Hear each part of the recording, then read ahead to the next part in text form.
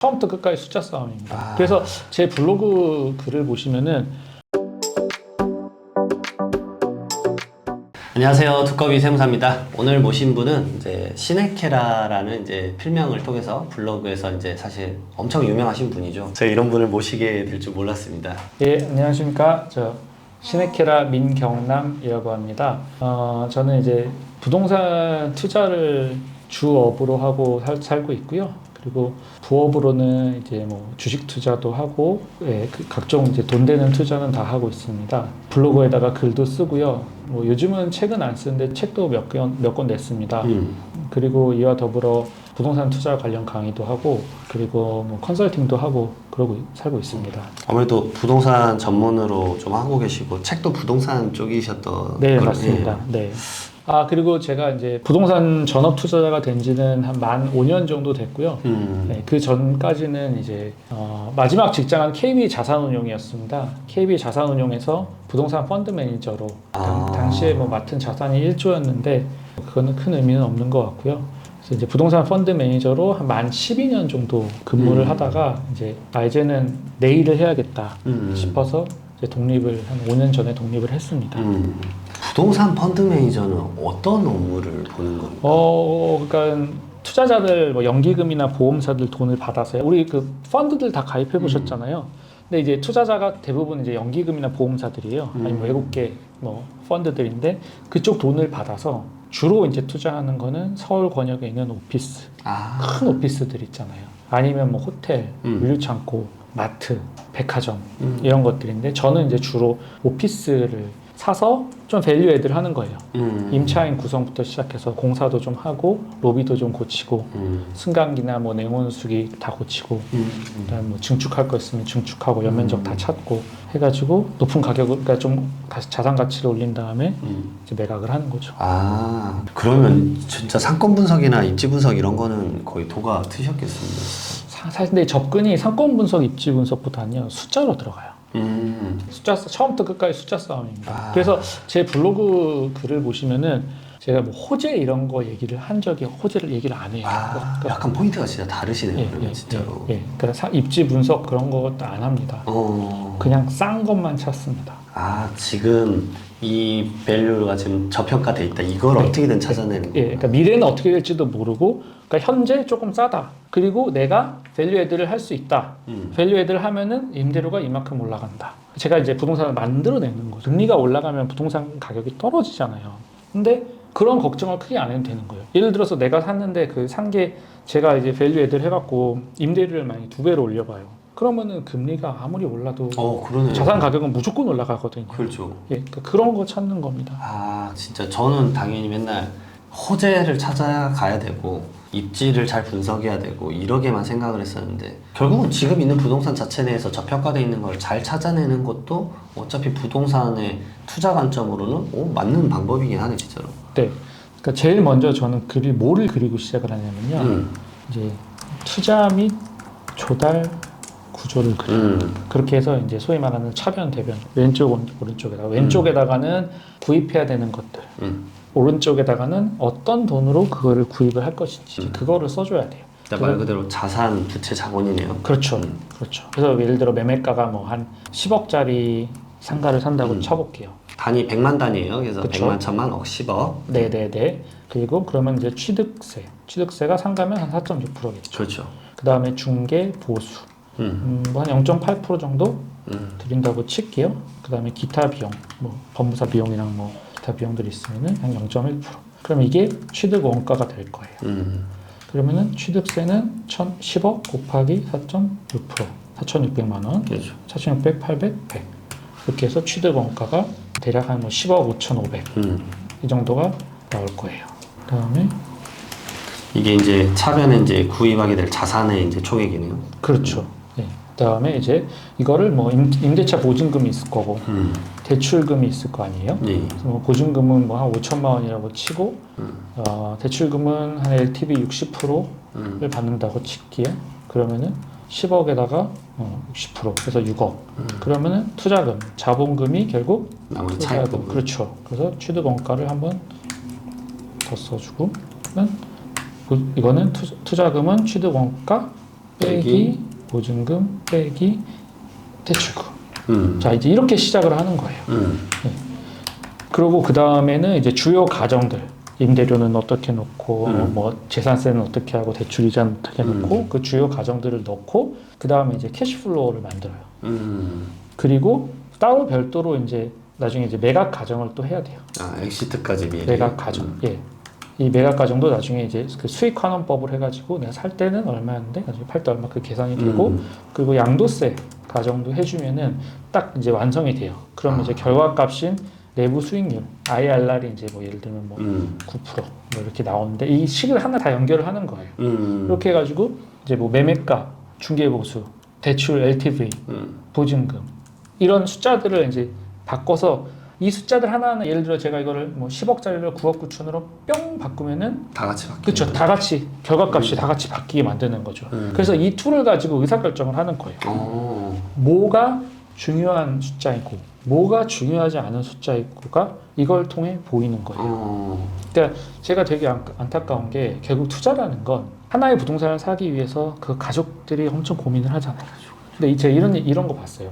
그러니까 아니 뭐 취득세 많이 나오고 양도세 많이 나오고 뭐 재산세 많이 나오고 공실이 생기면 어떡할 것이며 뭐 관리비는 어떤 많지 않냐 뭐 이런 얘기를 하는데 이거를 하나하나씩 공격을 하면은 그러면 아무것도 못 하겠지. 아무것도 못 하게 돼요. 근데 이거를 다 모든 딱 그려놓고 얘기를 해야 돼요. 그래서 저한테 만약에 이거 사도 돼요라고 물어보면요, 제일 먼저 제가 한 게 이 만들어 놓은 엑셀 숫자 보여달라고 해요. 그러지 않고 저한테 없다 그러면은 아무 판단을 할 수가 없는데요. 이렇게 되는 거예요. 그렇죠. 감으로 하는 게 아니라 수치를 보고 우선은 가능성을 따져보자. 처음부터 끝까지 숫자예요. 부동산 투자는 주식 투자는 숫자로 하고 채권 투자는 숫자인데 부동산 투자는 감이다. 부동산 투자는 호재다. 맞아. 완전히 틀린 얘기예요. 완전히. 맞아요. 주요 과정이 혹시 이제 나머지 것들은 주로 어떤 것들? 주요 과정이요. 예. 뭐 임대료가 있을 테고요. 그다음에 임대료 인상률. 그다음에 대출 이자. 그죠? 그다음에 보유세 인상률, 중개 보수, 그다음에 관리비, 그다음에 수선비, 세무 비용, 보험료, 기타 예비비 정도가 있을 거고, 그다음에 뭐 만약에 여기다 종합소득세까지 넣고 싶으면은 종합소득세율, 이 정도가 있을 것 같습니다. 확실히 이런 항목들의 정리가 좀 있어야 기본적으로 자기가 지출한 그것도 좀 확실히 짤 수가 있는 건데. 네. 세금이 참 많아요. 참 많아요. 그러게 말입니다. 이런 식으로 이제 이 주요 과정을 짜고 그래서 매각 과정까지 이제 같이 세팅을 하시는 건데. 맞습니다. 예. 그러면 매각 과정 때도 결국은 내가 얼마에 팔아야지 내가 원하는 IRR이나 뭐 이런 게 다 되는 거죠. 그렇죠. 결국 상당히 중요한 이 플롯이네요. 그냥 필수. 기본. 거의 그러니까 공기라고 봐야 될 것 같습니다. 근데 진짜 충격적이지만 제 고객분들 중 이런 거 모르시는 분이 너무 많더라고요. 진짜 너무 충격 먹어요, 그럴 때. 그러니까 저도 제가 강의할 때 보면 이렇게 그러니까 재무상태표를 그리고 시작하는 사람 한번 손들어 보라 그러면요, 한 명 정도 손들까 말까요. 아무도 이거 그리고 시작하지 않아요. 맞아요. 이걸 안 그리고 시작하니까는 막 취득세 낼 돈 계산 안 해갖고 막 빵꾸 나고. 저야 이제 이 장부를 그리는 게 제가 직업이니까 새로 오시는 분 이렇게 T자로 이렇게 이제 제 프로그램 그려주니까 저야 이제 사실 상당히 익숙하고 뭐 당연하지라고 생각하겠지만 진짜 많으신 분들이 이거에 접근 자체가 없지 않습니까, 사실. 그리고 이것도 그러니까 또 그리고 보면 이제 대출금을 75% 늘리면 이 10억짜리를 사는데 사실 2억 5천이면 2억 5천 200만 원 이 정도면 이제 살 수가 있는 거잖아요. 근데 이런 것도 사람들이 그 인지를 못 하니까는 맞아요. 10억짜리면은 내가 10억을 언제 모아? 먼 이야기야. 이렇게 되는데 사실은 75%를 대출을 받을 수 있다고 치면 2억 5천만 있으면 살 수 있거든요. 그럼 이걸 만약에 금액을 좀 줄이면 한 6억짜리라고 쳐볼게요. 그러면 투자금은 1억 3,300. 그러면은 신용대출 7, 8천만 원 받으면 5천만 원만 있어도 충분히 투자를 할 수가 있거든요. 근데 이걸 그려봐야 맞아요. 예, 일단 그려봐야지 이게 사고가 트이는 거거든요. 그리고 사실 사고 나서 유지할 때도 지금 맨날 대출이자 하지만 임대 수익이랑 대출이랑 상계했을 때 그 버틸 수 있는 금액, 예를 들어서 연마다 그 손실률이 뭐 마이너스 한 2, 3%라고 하더라도 내가 엑시트 했을 때 그 금액이 훨씬 더 높다라고 하면 버티지. 그렇죠. 네. 그렇죠. 자산가분들 사실 그게 있어서 버텨버리시더라고요. 맞아요. 마이너스 한 3%까지는 예. 어차피 내가 팔 때 20% 넘게 팔 건데 버티지 이자원 생성 이래버리니까 의사결정이 너무 명확한 너무 데이터네요. 명확해요. 네. 예, 예, 예. 그 주요 과정에서 사실 요즘 이슈가 되는 거는 이제 대출이자 부분이 좀 안 그래도 영향이 좀 있을 것 같긴 한데 네. 수익형 부동산 쪽 투자를 많이 알려주시는 것 같아요. 그러면. 네. 근데 금리 뭐 당연히 높아지면 이제 영향이 없을 수는 없는데 여기에 대해서는 이제 의견이 혹시 또 좀 알려드리거나 이럴 때 아, 참고할 만한 사항 있으실지. 제가 하나 알려드리고 싶은 게 있는데요. 이것도 또 뭔가요? 또 수치로 만들 수 있는 게 네. 있군요.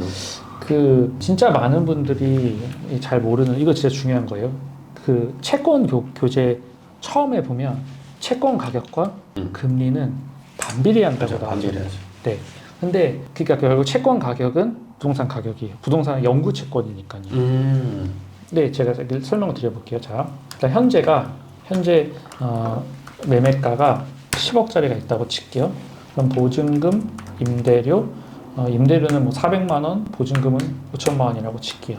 그러면 이 단순 수익률이 월 임대료 곱하기 12 나누기 매매가 빼기 보증금. 자, 5% 정도 나오네요. 예, 한 5.1% 음. 정도가 있다고 칠게요. 근데 이제 변화가 보증금은 못 바꿨다고 치고 임대료를 한 10% 올렸다고 칠게요. 그리고 수익 그 매도할 시점에 일단은 매도 때도 시장의 금리가 변하지 않아서 5%의 매각을 했다고 칠게요. 그러면은 임대료는 400만 원에서 10%가 올랐으니까 440만 원이고 보증금은 똑같죠. 그러면은 이 매매가는 얼마일까요가 계산이 되잖아요. 제가 지금 이 세 가지 변수를 드리니까 수익률이 나왔잖아요. 이번에도 이거 그냥 1차 방정식이잖아요. 그러면 미래의 매매가는 역산해가지고. 그쵸? 월 임대료 곱하기 12 나누기 수익률 더하기 보증금 하면 11억 600이 나오는 거죠. 근데 만약에 임대료를 20%로 올리면 그 수익은 더 올라가겠죠. 근데 이제 만약에 시장 금리가 지금보다 한 1% 올라갔다고 칠게요. 그러면 이 정기예금이 뭐 예를 들어 지금 뭐 한 3%인데 4%니까 얘도 똑같이 5%인데 6%로 올라갈 거거든요. 그 리스크 정기예금과의 그 차이가 결국 그렇죠. 예대 마진이 리스크 있으니까. 그렇죠. 리스크 프리미엄이죠. 예대 마진이라고 하기보다는 그러면 이제 만약에 금리가 6% 올라가면 매매가는 푹 떨어지는 거죠. 이렇게 되는 거예요. 그러니까 아까 제가 그 식을 쓴 거를 여기서 보여드리면은 수익률은 연 임대료 나누기 매매가 빼기 보증금 했잖아요. 요거를 바꾸면은 매매가는 연 임대료 나누기 수익률 더하기 보증금이 되는 거죠. 수익률과 매매가가 반비례한다. 명확하네요. 예. 이게 결국 감정평가사들이 쓰는 수익 환원법이잖아요. 임대료가 이 정도니까 맞아요. 얘의 가치는 이 정도. 얼마다. 네, 이거인 거예요. 예. 감으로 하면 도저히 이게 안 나와요. 안 돼요. 네. 네, 불가능합니다. 그리고 사실 모든 부동산 투자 기관이 숫자로 하잖아요. 일반인 분들이 숫자를 안 하고 있으면 그 용어를 이해할 수도 없을 뿐더러 당연히 싸움에서 지는 싸움이 될 확률이 높겠네요. 맞아요. 네. 그 임대료와 인상률이 지금 여기랑 연결이 되겠네요. 말 그대로 그렇죠. 내가 그러면 추후에 임대료를 올릴 때도 네. 엑시트 과정에서 연결을 어떻게 시킬지도 전부 다 마찬가지로 연결이 되겠어요. 그래서 아까 제가 주요 과정할 때 제일 먼저 쓴 게 임대료였고 그 다음에 쓴 게 임대료 인상률이잖아요. 이거 두 개가 매각가에 주는 영향이 너무 커서 그래요. 지금 매각가에게 영향을 주니까. 사실 이 수익률이라는 건 결국 시장의 금리인데 이거는 뭐 어떻게 할 수가 없잖아요. 시장의 금리를 어떻게 제가 높이고 낮춰요. 그래서 제가 할 수 있는 건 오직 이 임대료 한 가지잖아요. 그래서 보시면은 색깔을 바꿔드릴게요. 이 하나의 식으로 결국 매매가가 정해지는 거잖아요. 물론 이제 그러니까 임대료를 너무 올려서 주변 시장 대비 임대료를 너무 막 과도하게 뻥튀기 시켰으면은 그거는 이제 거래사례 비교법에 의해서 어느 정도 이제 조금 가격에 반영이 되겠지만 기본적으로 수익형 부동산은 임대료가 높으면 임대료에 따라서 매매가가 정해지는 거잖아요. 상업용 부동산에서 이게 네. 제가 알기로도 절대 법칙으로 알고 있거든요. 네. 절대 법칙이에요. 그러니까 주식 투자할 때도 결국 매출, 영업이익, 당기순이익이 높아지면 주식가치 올라가. 예, 높아질 걸 꿈꾸고 예상하기 때문에 주식 가격이 올라가는 거잖아요. 마찬가지죠. 근데 부동산에서는 매출을 발생시킬 수 있는 게 임대료 하나잖아요. 맞습니다. 뭐 건물일 경우에는 관리비 수입이 있겠지만요. 근데 그건 대부분 미입하니까 결국 임대료 수입일 거고 그게 이 자산 가치를 높여주는 거니까. 네. 아 그래서 밸류에이드라고 하셨던 게 결국은 저 가치가 되어 있는 것들을 사서 임대 수익을 높이는 방식이 먼저 접근이 돼야 되겠군요. 네. 아 그게 핵심이네. 네. 그러면 어떤 방식으로 그걸 좀 하시는 편이세요? 제일 간단한 거는 빈 상가 사는 거죠. 빈 상가? 네. 내가 판을 짤 수 있으니까. 네. 빈 상가를 사서 좋은 임차인을 채워넣고 파는 거죠. 그리고 또 한 가지 설명드리고 싶은 게 있는데요. 이거를 만들어 보면요.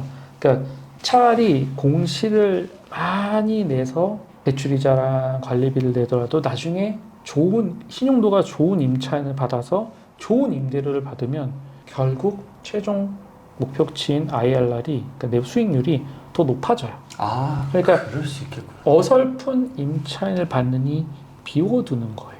근데 이제 아파트 갖고 있는 사람 뭐 50대, 그다음에 상가 갖고 있는 사람 60대. 그러니까 더 여유 있는 사람들이 상가를 갖고 있는 거고 더 여유 있는 사람들이 건물 갖고 있는 거잖아요. 맞습니다. 예, 사실 그분들 걱정할 필요 없거든요. 네, 걱정할 필요 연예인하고 건물주 걱정하는 거 네. 아니래잖아요. 아 이게 많은 것들에 대해서 좀 이해를 할 수 있었습니다. 네, 확실히. 지금 간단하게 엑셀로 이렇게 많은 이제 수익률 부동산에 대한 얘기를 좀 나눠봤는데 이게 저는 지금 인식의 변화가 확실히 좀 커졌습니다. 큰 도움이 됐고 이게 확실히 숫자로 접근하는 얘기가 뭔지 알게 됐습니다. 그럼 다음에 다른 컨텐츠로 또 찾아뵙겠습니다. 감사합니다.